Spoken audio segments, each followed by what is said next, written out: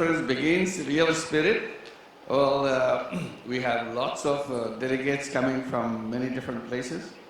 And now particularly I welcome our friend Faiz Shah, Dr. Faiz Shah from Thailand, AIT, Asian Institute of Technology, and Nini from Malaysia. Where are you? Right here. Okay, good.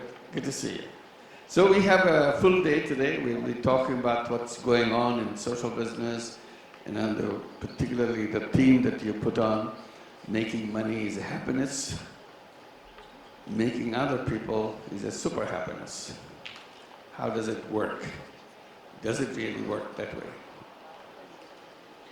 One way to do that is find it out. Do it and see whether it makes it happy, making other people happy. And not only my experience is making us feel super happy, it's also become very addictive. Once you do it once, you can't stop it anymore. You want to do more. It's a great attraction.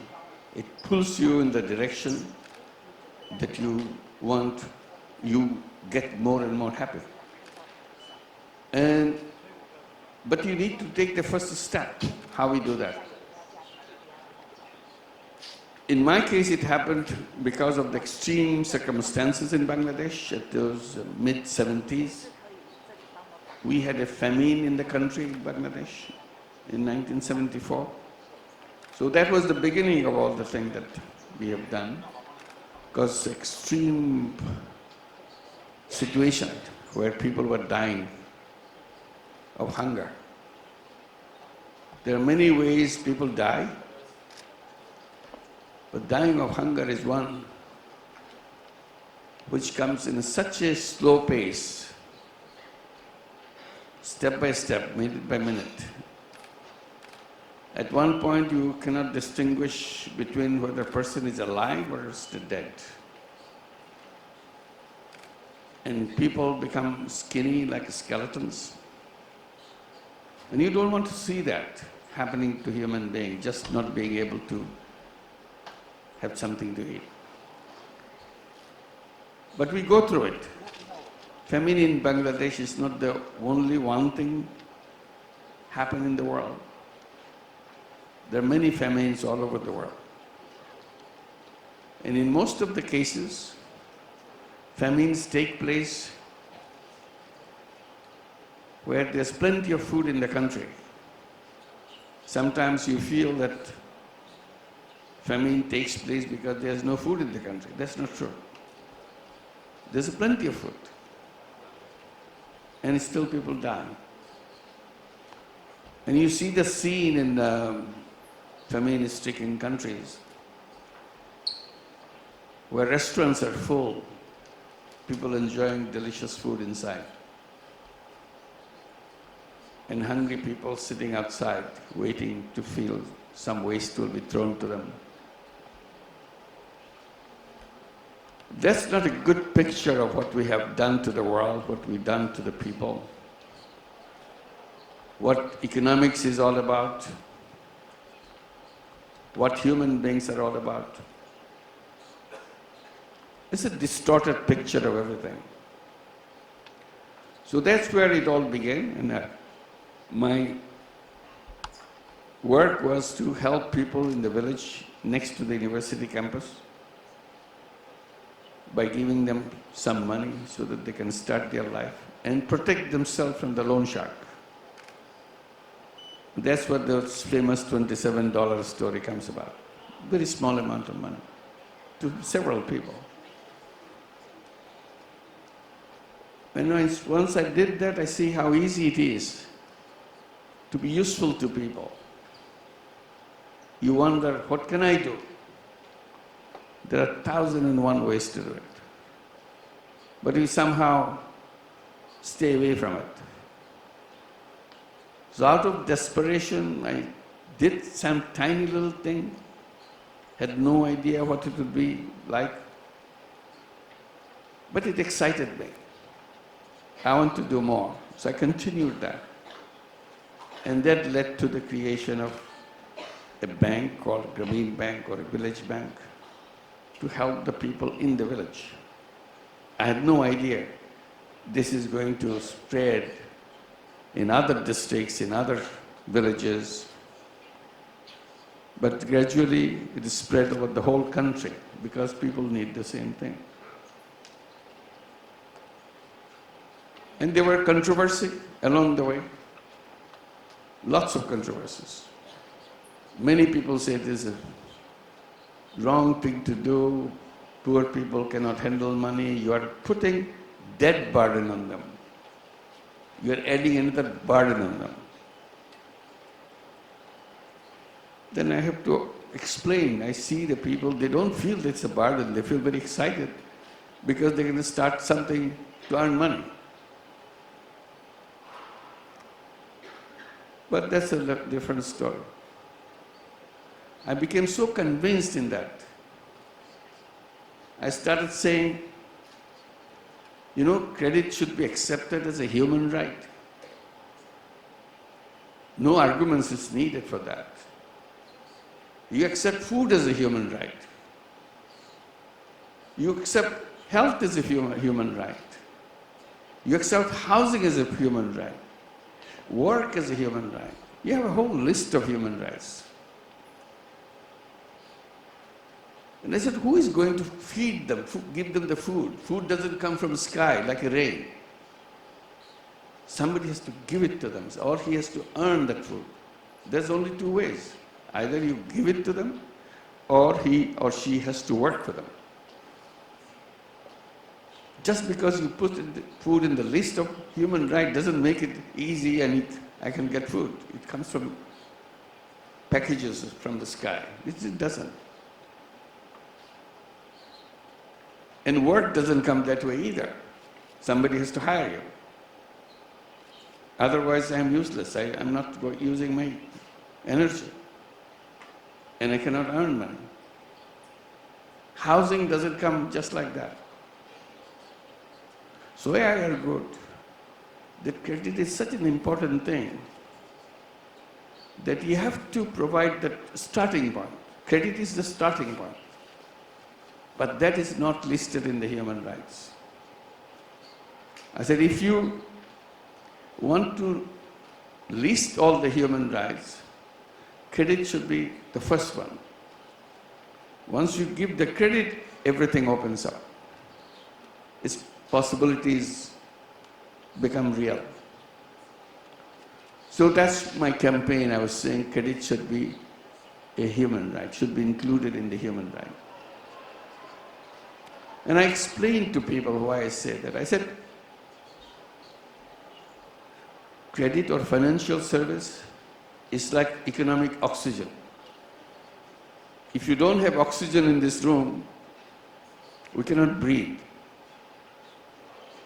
We collapse. We become dysfunctional because we can't do anything because there's no oxygen in the room. I said, financial service is the economic oxygen. If you don't have the financial oxygen, people cannot become active financially. They became dysfunctional. When they become dysfunctional, we call them poor people. They don't know what to do with themselves. The whole connectivity with the world gets disconnected with them. The moment we connect them with the financial oxygen, they become active, they become alive, they become creative. But we created such a strange world. Financial system doesn't go to them. Even today, after many, many years of all our work, even today, financial system stays far away from the poor people. Almost half the population of the entire world are left outside of financial services. It's not only in Bangladesh we are talking about, or poor countries we are talking about. We are talking about entire globe, entire world. You go to the richest country in the world, you'll see how many people are outside the scope of financial services. We began a program in the United States. They invited us to do it because they said it cannot be done in the United States. And I was arguing it can be done anywhere in the world. They were a little upset that I'm saying that it can be done in the United States. So they invited me, challenged me. Why didn't you do it? Show it to us. Do it in the United States. In 2008, we sent some of our staff to New York City to start a program, call it Grameen America. And it turned out to be beautiful Grameen program. Works as good as in Bangladesh, and even better. I was telling the first women who took the loan, I said, look, you live under the shadow of those beautiful, tall skyscrapers, all financial institutions. New York City is the global capital of financials world. But those who live under the shadow of those skyscrapers, they can't take a sip out of their services. They deal with billions of dollars, trillions of dollars. But those who live there cannot have a tiny dollar out of them. I said, that's the strange thing about the whole financial system. New York City is not alone. You go to any place in the United States, you see the same thing. People under a level doesn't have any access. That's why Bernie Sanders, the present candidate for president, keep repeating, he said 45 million people in the United States live paycheck to paycheck. They have no room for anything else. They are the ones who are left out completely from the financial services. So they have a job, but still they cannot have access to financial services.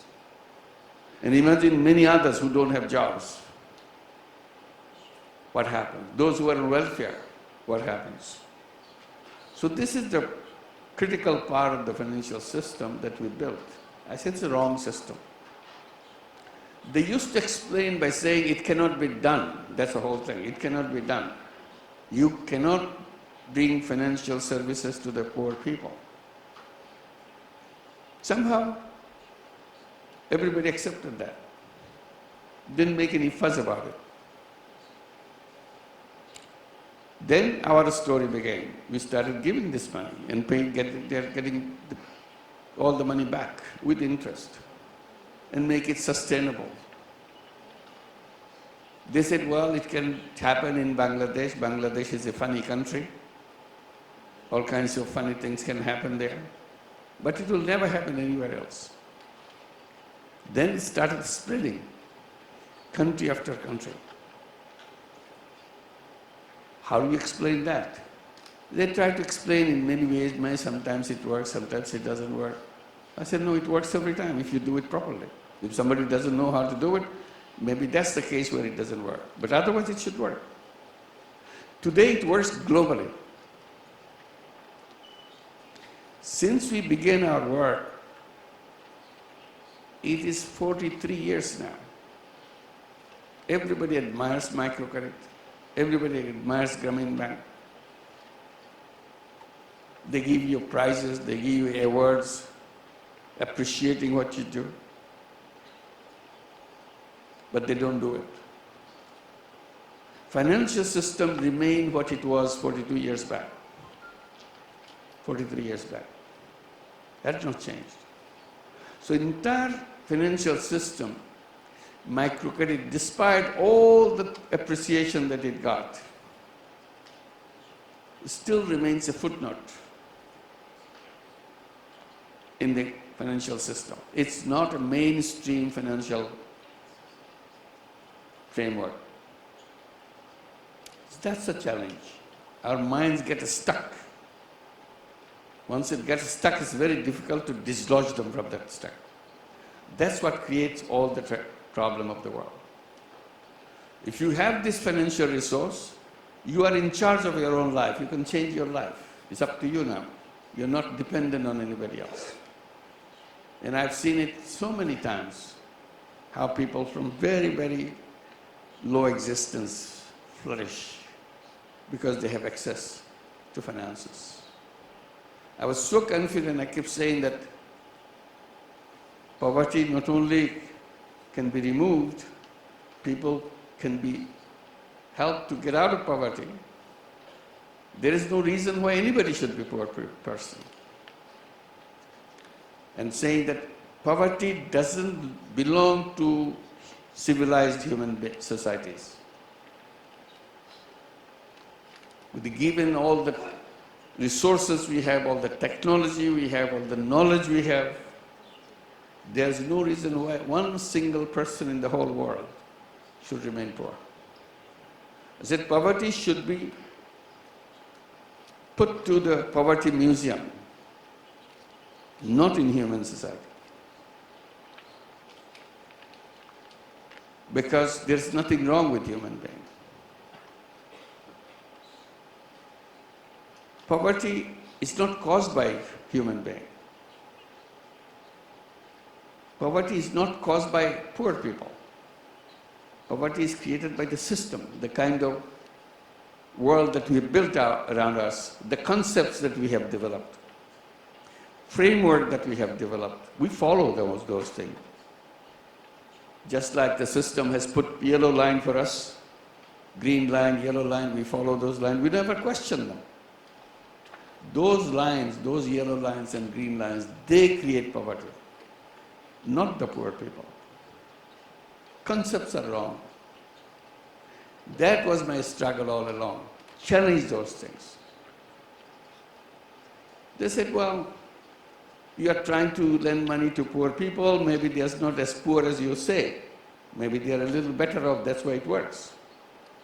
I said, no, our policy is we go to the poorest person.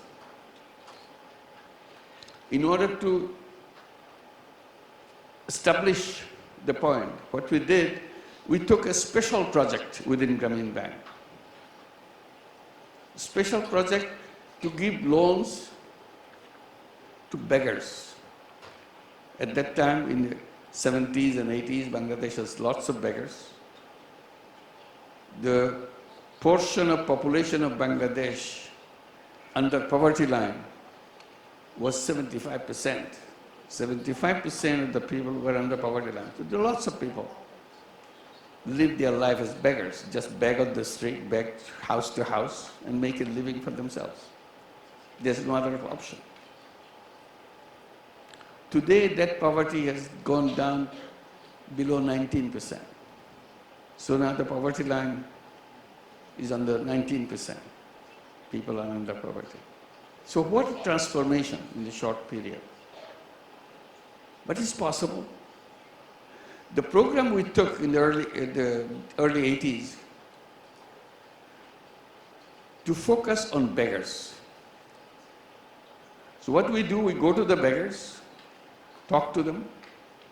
How did he or how did she become beggars?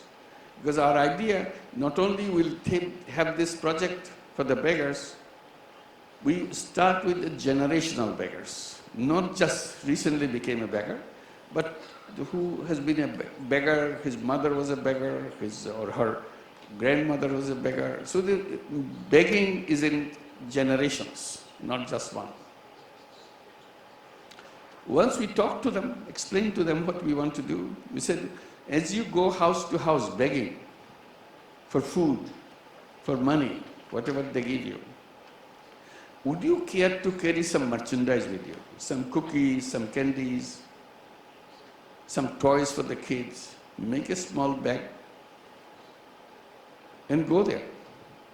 And we say it's not extra burden on you because you go there anyway to beg. Just carry a basket, that's all. And when you meet them, tell them you have something to sell if anybody is interested. So I tell my colleagues in the bank, I said, look, it's like having two divisions of company. One is a begging division, and it's a selling division. So they can do both. So we explained to them. They liked it. They wanted to do that. They needed the money. So I talked to them how much money they will need, how much merchandise they will carry. Ask them, suppose I give you money, go and buy something, what you want to sell. The packet they come up with cost them about $10, $12, $15. That's the money they wanted to borrow. $15, $12 to start selling things. Not closing down the begging, but it's simultaneous. You beg and also say, I can sell something. If they wanted to buy, let them buy. My idea was to have about 1,000 people like that, extreme beggar, and see how they do. Would they get the money back, or they will just disappear, this $15 gone? I didn't mind. 50. With 1,000 people, we can manage it. So we did that. It became so popular, both with our staff. They thought it's a fantastic thing to do. They are doing something for people, helping beggars, because after all, they are neighbors.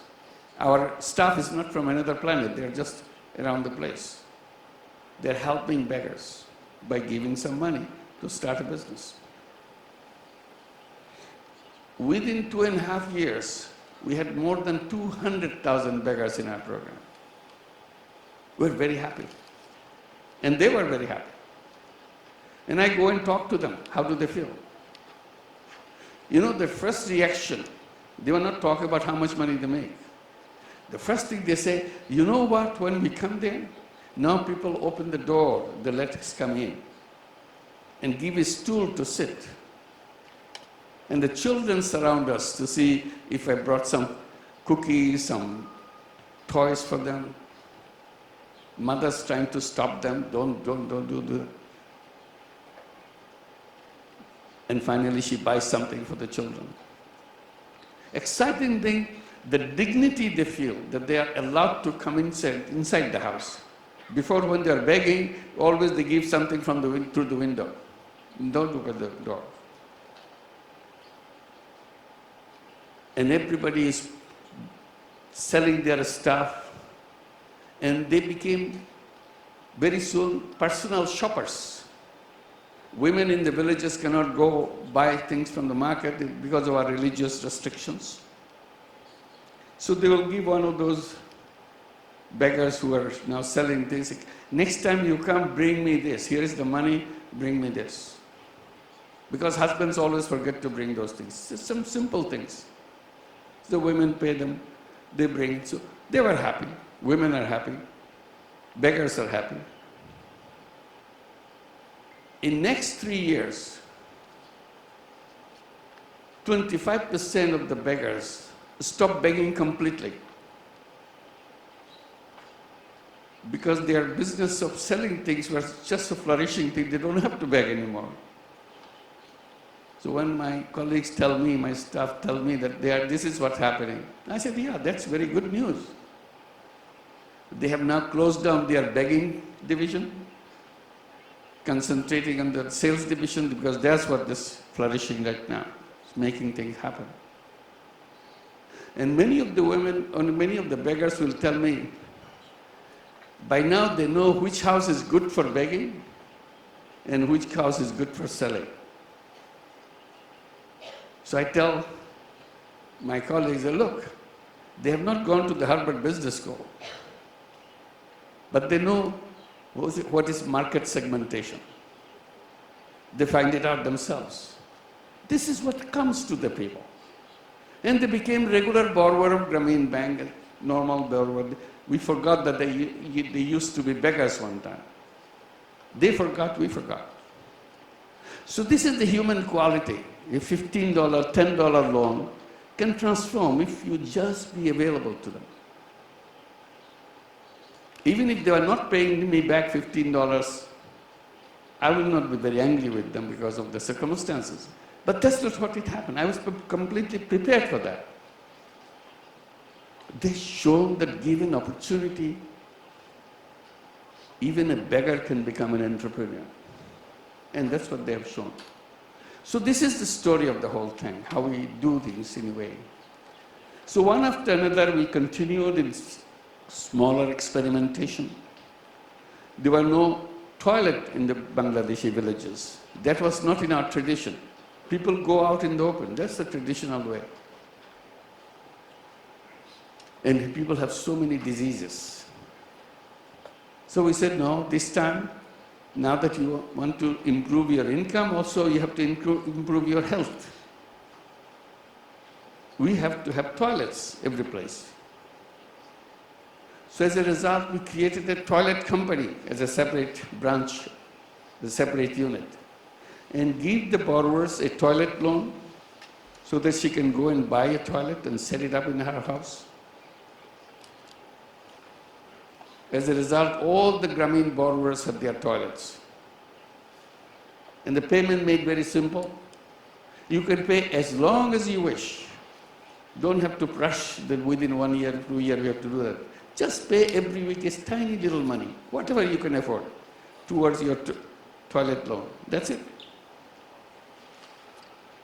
So when all those houses had toilets, of the poor people having toilets, then it put so much pressure on the well-off families, rich families in the village. Women started complaining in their families, in the rich people's families. Look, even the beggar woman has a toilet. They refer to Grameen Bank borrower as a beggar woman, so poor in their eyes that these are beggar women. They have their toilets. And the rich families don't have toilets. So the men in those families were under pressure to go to our shops, or in our units, which produces toilets, to buy toilets and set it up in their homes because of the pressure. It's a very strange thing. Simple thing, toilet, but very strange that people don't have it. When some people had it, other people said, oh my God, particularly women felt so much urgency for that. Because men can go out anytime they want. They have no problem. But women had to wait until the sun goes down. It's a very painful thing for them. So when they saw there is something called toilet, which makes it easy, they can go anytime they want, the pressure came. And our business grew, toilet business. So we became a nationwide toilet business. And over time, Bangladeshi homes became complete with toilets. This is a dramatic change. You know, one of the things the present Prime Minister of India, Modi, is campaigning to have toilets in India, because India doesn't have toilets. Still now. So this is a small one step. It's nothing earth-shattering thing. It's just an idea, a feeling that yes, can be done. You make mistakes, you correct mistakes. Not every idea will be the best idea. There's some idea which will work halfway, and you fail, and you try again. Don't give up. That's what businesses are. That's what the ideas are. The first idea is not the best idea. But if you pursue, gradually you refine your idea and get to the best idea. That's what it works. So one after another. Then I saw those families, all Bangladeshi families, living in rural areas. 80% of the people of Bangladesh live in rural areas. They don't have any electricity. They have kerosene lamp. Wherever you go, it's a kerosene lamp. And as the sun goes down, the world gets dark. Because kerosene lamp, you don't see anymore the light of it. So it felt very sad that here it is, after all these years of science and technology and progress, Bangladeshi homes are still lives in the cave age, in darkness. People have to go go to bed early because they don't want to burn kerosene, it costs money. So they turn off the light and go to bed, sleep early. Don't work at night. Students can't work at night. So one idea came, in this day and age, we can do something about it. Why don't we bring solar energy? So we started talking to the solar expert. I don't know anything about solar energy, only read in the newspaper. All experts tell me, no, it's not possible in Bangladesh. It's too expensive, too complicated for village people.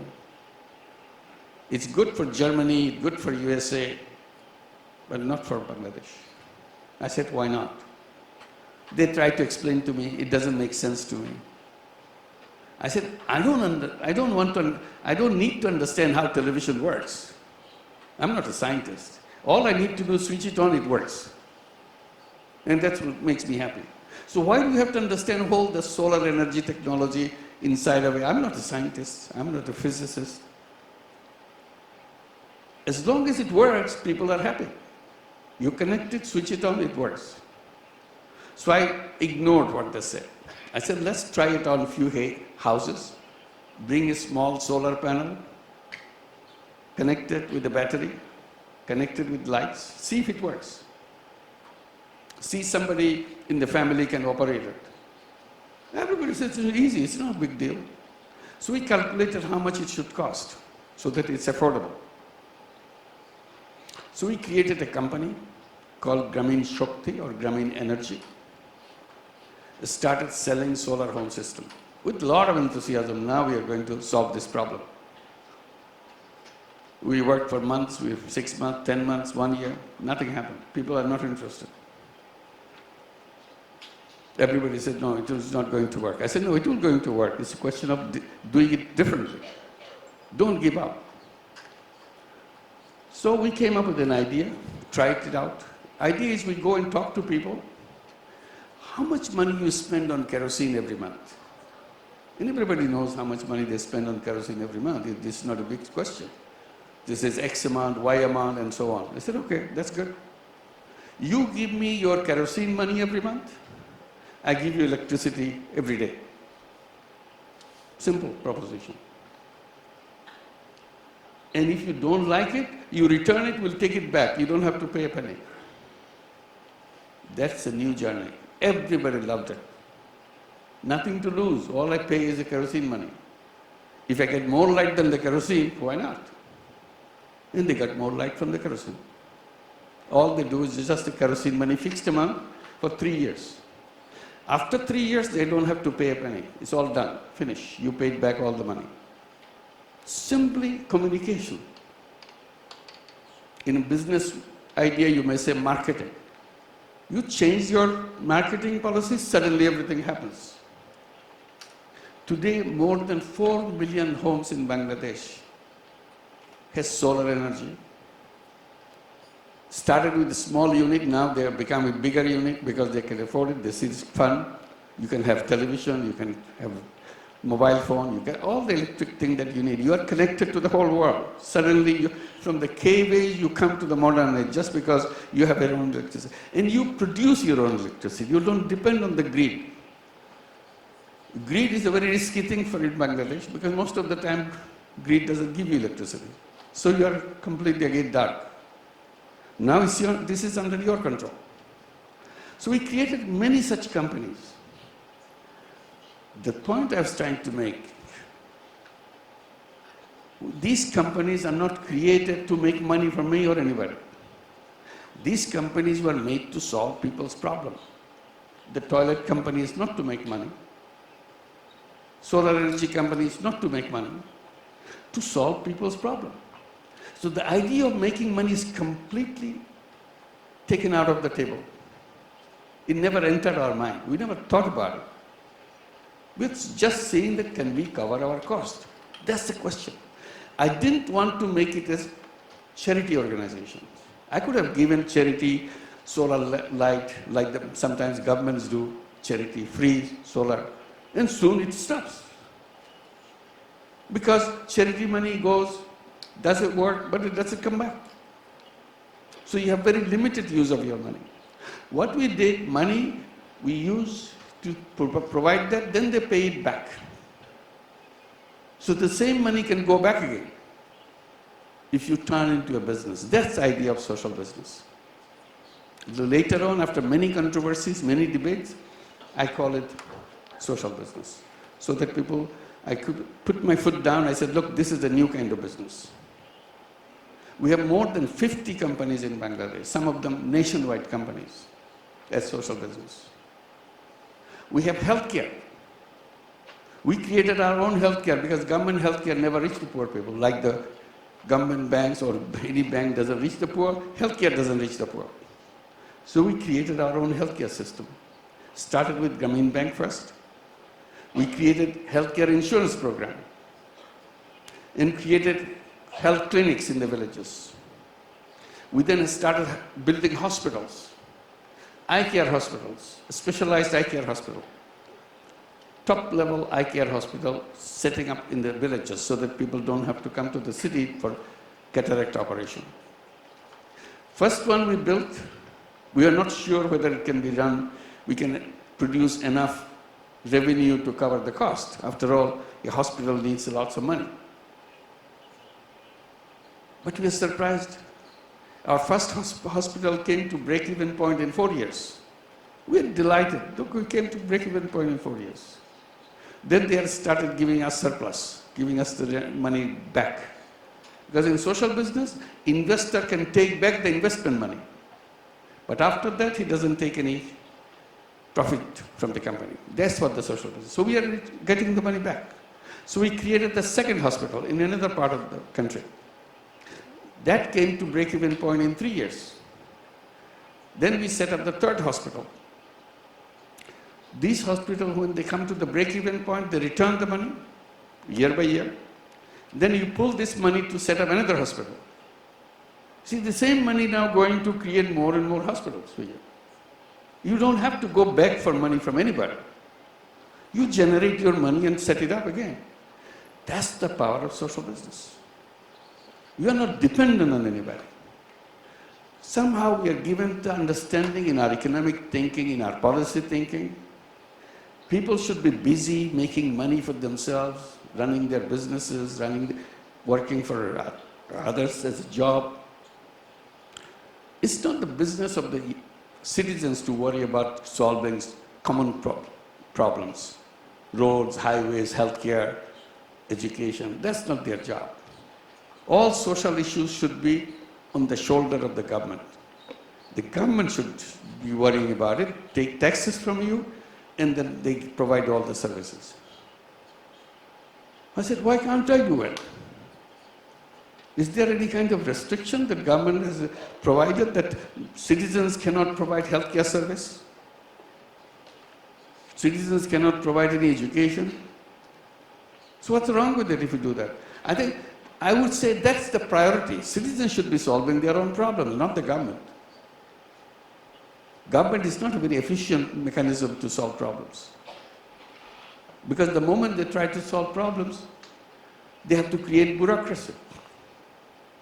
And bureaucracy, most of the time, is not very creative. By its nature, not that we are faulting them, they are very good people, very dedicated people in bureaucracy. But the system is, your rules are made, you cannot change your rules. But not for the citizen. They can make rules every day.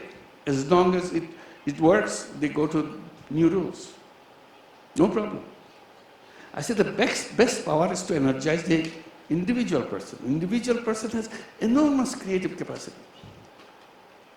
It's not get used. The moment social business comes, I can use it. I can create anything I want. Any problem I see, I can solve the problem. So this is what the social business idea continued, and then debate continued. The debate is, why should anybody be interested in social business if they are not making money? See, money has mesmerized our mind. We cannot think outside of money.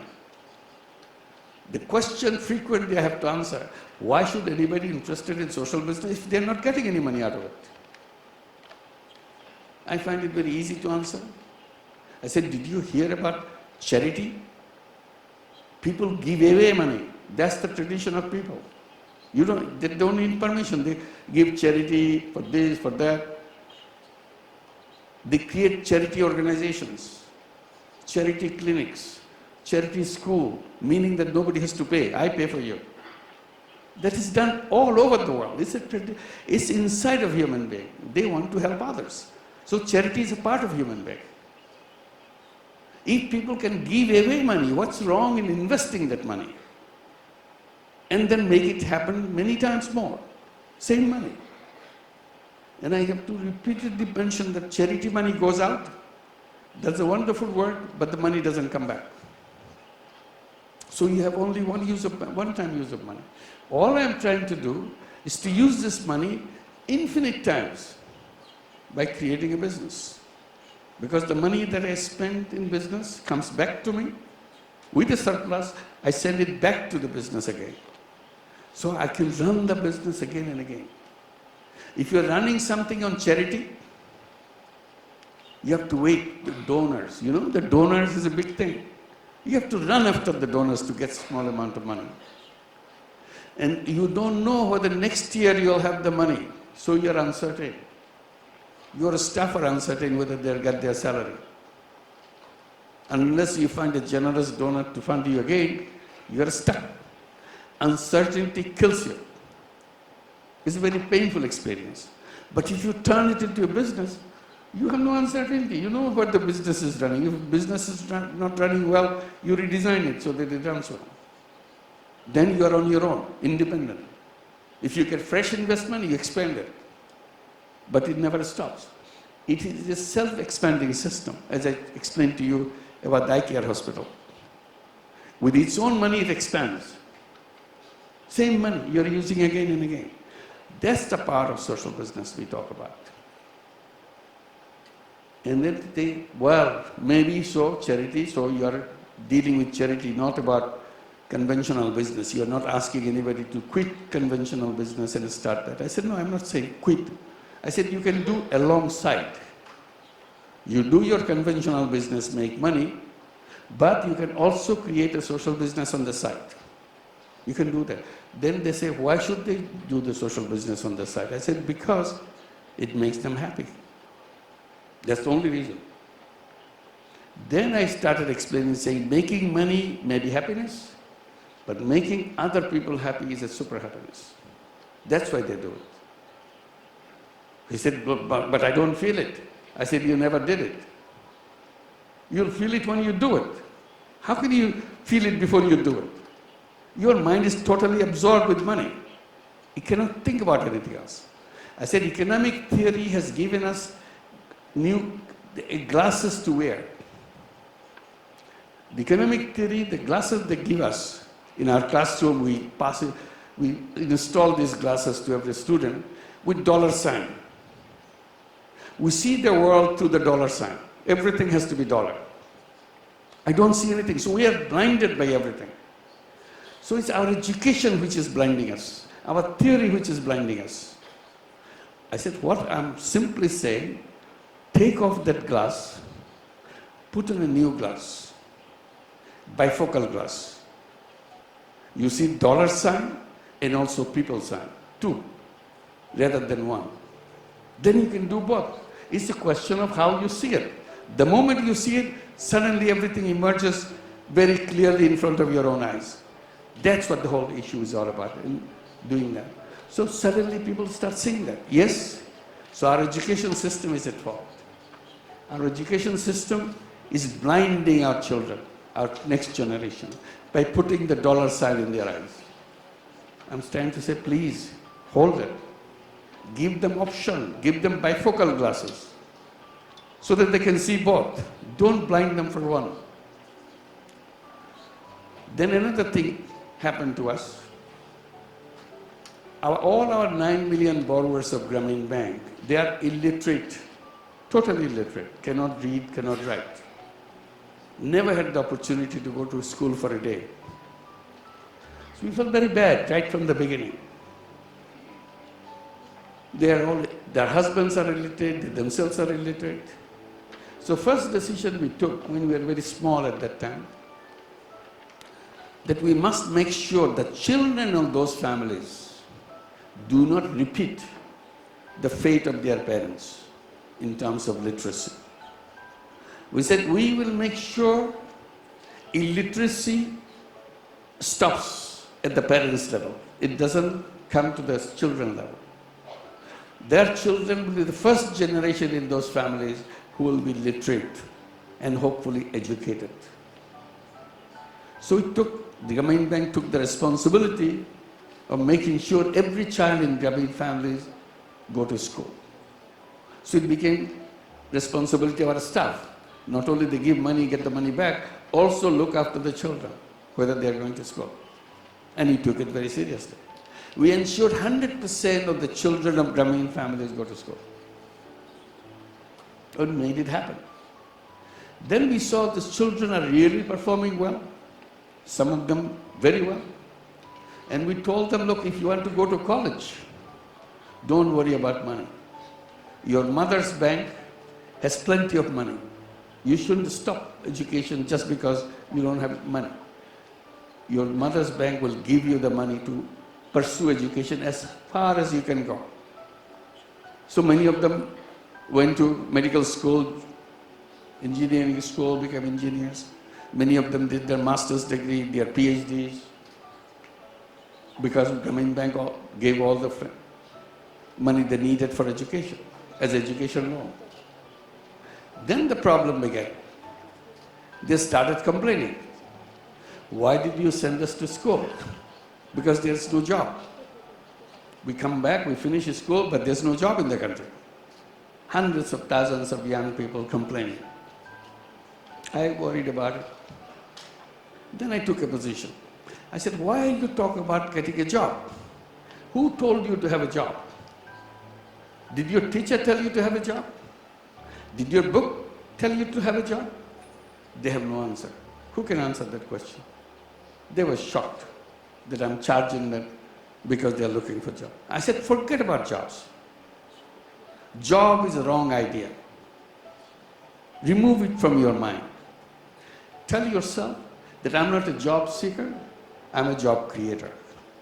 I'm an entrepreneur. Think like an entrepreneur. It makes a big difference. If you're a job seeker, you feel very small. You look at other people for help. Feel small in front of them. I said, why should any human being feel small in front of anybody? Human being is a complete person. There's nothing to be ashamed of yourself. You do what you want to do. So as an entrepreneur, you feel tall. You can tell your friends, I'm not going to hire you in my company. You feel tall. You're making a joke, but it's something you feel that you have the power. They looked around, they said, well, nobody in our school ever taught us how to start a business. How can we start a business? We don't know how to start a business. I said, shame on you. Look at your mother. Your mother joined Grameen Bank 20 years, 30 years, 25 years back. She was a totally illiterate person. She still is an illiterate person. An illiterate person who never crossed the boundary of our village. She stood up asking for loan from Grameen Bank. She wanted $20 loan, $30 loan, $50 loan. That's all she wanted. That was a big courage for her to ask for that money. But she mobilized that courage and asked for it and explained how she is going to use this money as a business. And it was a very good idea. Bank gave her the money and she started the business. And then she paid it back with interest and took the second loan, third loan, and that's where you are born. Who taught her how to start a business? Did she go to school to find it out? No. You know, what is the difference between your mother and yourself? Your mother is a natural human being.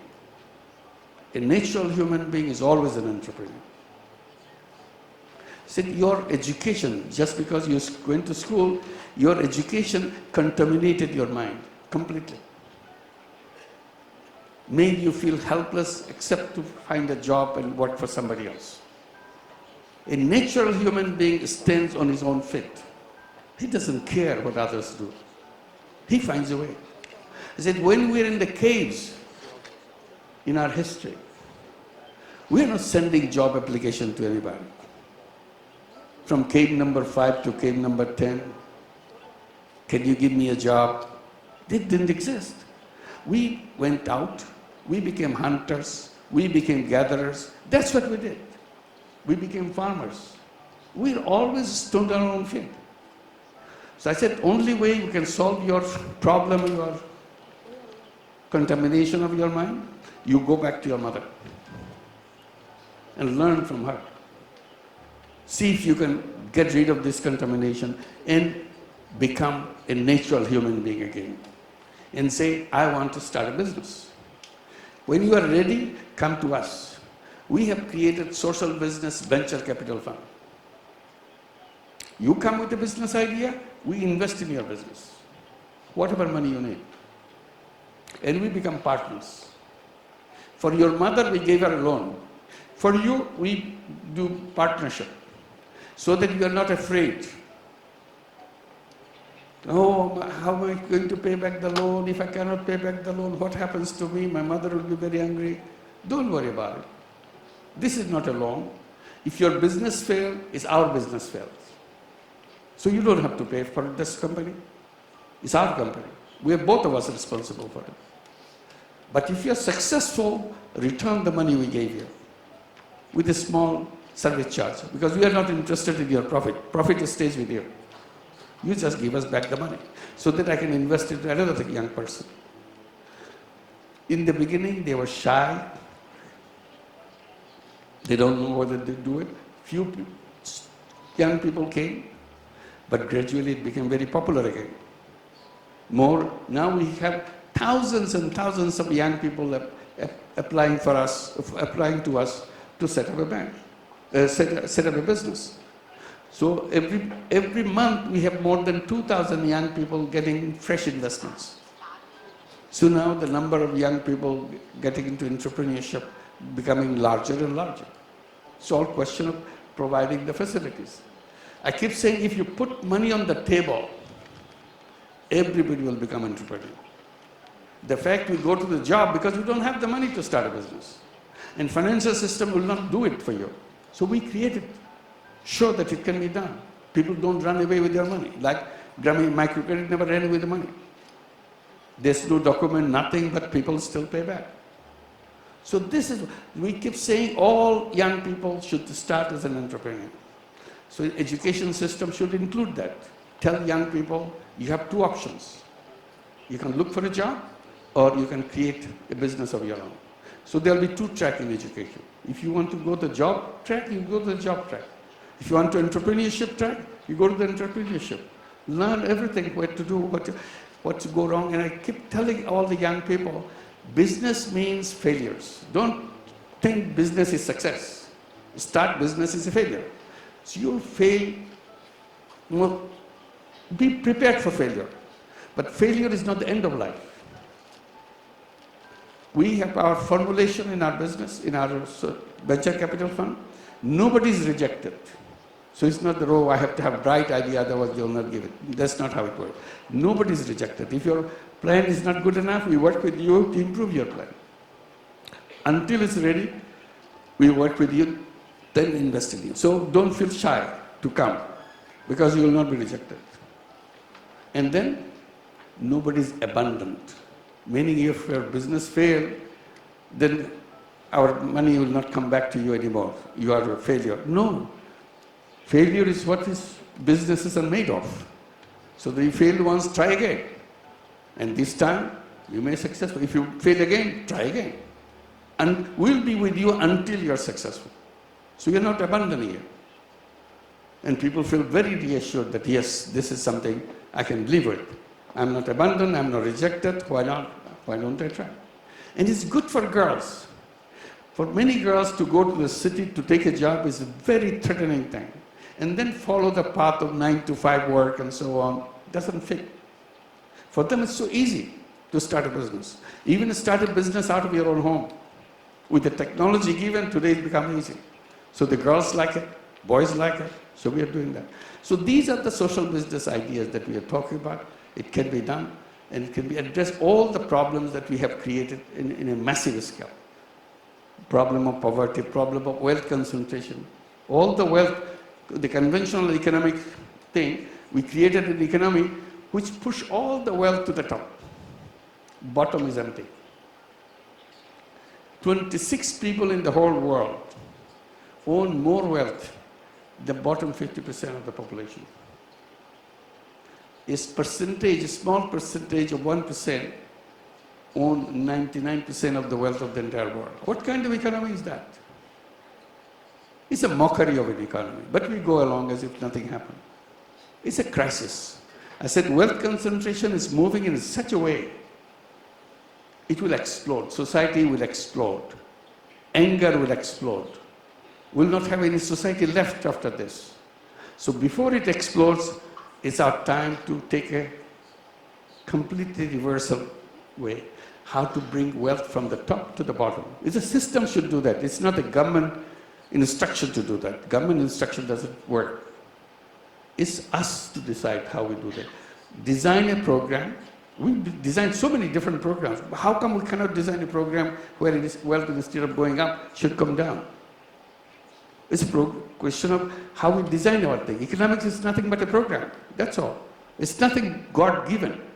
We designed it. This is how it will work. And we said, we assumed it. And assumed it the wrong way. And created the wrong world completely. So we have to get rid of this wealth concentration. Make it a society where we can share wealth rather than monopolize wealth by few people. And then we created the problem of environment, which I don't want to explain because you are much better equipped to know about it. Then I can guide you more. But it is a danger of survival. We will not survive on this planet. Then comes another threat, looming large, artificial intelligence. It's coming in a big way. My worry with artificial intelligence is what happens to human being after that. We all know that technology can be a blessing, but technology can also be a curse. It depends on how we design the technology. If you do design it the wrong way, it becomes a curse, destroys us. And I think technology, through artificial intelligence, moving in the curse direction. It will destroy us. Why? Because it removes people from their job. McKinsey report tells us that in the next 15 years, nearly 500 million people will be out of job. 500 million people will be out of job in 15 years. Now the question is, what are they going to do? Those people who are out of jobs. People say, oh, now we are coming to a technological success where people should relax, machines should work. Sounds very good. People should relax, enjoy. They write poetry, sing songs. And machines should work. I said, sounds very good. But who is putting the food on their table? Somehow there should be food on their table. Singing all day doesn't solve the problem. Some kind of come up with solution. They say, well, government should pay them. Universal basic income should be introduced. I said, you are saying that they will live on the charity of the government? I said, I don't want to see a civilization where human beings wholesale became the beggars. We are worrying about the few beggars on the street. Now, as a human being, totally we became beggars. Somebody has to feed us. I said, I don't want to live that long when human beings become beggars. Because I pride as a human being because of my creativity. Everybody has a creativity. We solve not only our problem, we solve everybody's problem. That's what the creativity is. Then you took it away from us. I said, that's not the right direction of technology. So before that happens, and it's happening very fast, it's not a slow-moving thing. Soon you read about it, funny stories, autonomous cars and all kinds of things, autonomous trucks, sounds very interesting. But each one that you hear takes away a job. Massive number of jobs will go. First it starts at the low level, and it's still at the higher level, and still higher level. And I was told that artificial intelligence gradually become more intelligent than human beings. Imagine, just again a kind of exercise of your imagination. Imagine artificial intelligence became 10 times more intelligent than human being. What will be the relationship with artificial intelligence and human beings? I said artificial intelligence, since they have 10 times more intelligence than human being, look at human being like some kind of cockroaches on this planet. They don't understand anything. Make a mess of the planet. They eat, they consume. Machines don't consume. So they hate this thing. They have to grow things, mess up the whole thing. And maybe some smart artificial intelligence call up their pest control department, clean up the mess. We don't need these cockroaches on this planet anymore. Who needs it? Maybe something like that. Is this the future we are looking for? We have to make up our mind right now. I said, we have to make a kind of decision globally that no technology should be developed which is harmful to people. No technology should be developed which is harmful to the planet. Today we don't have those things. Anybody can develop any technology, whether it's going to kill us, whether it's going to destroy us, doesn't matter. We need some principles, how to guide ourselves so the technology remains in the blessing side, doesn't cross the border into the curse side. So we have to define the border and maintain that border, that we do not spill it over to the other side. So these are the issues that we have to deal with, and it can be done. That's why we talk about the 3 zeros. We can build a new world of 3 zeros: zero poverty, zero unemployment, zero net carbon emission. How do we do it? One thing very clear: the old way of doing things will not create it, which we practice every day. We all do. Old roads always lead you to the same destination of poverty or wealth concentration, unemployment, and all this. So in order to make it a different world, we have to build new roads. That's our challenge. That's why we have to do that. Build new roads, go to the new destination. And young people can do that. Not much we can expect from the older generation because they failed us. They created more problems than they inherited and passed on to the young generation. Young generation is the one who is to make up their own mind. Don't follow the old roads they have been following.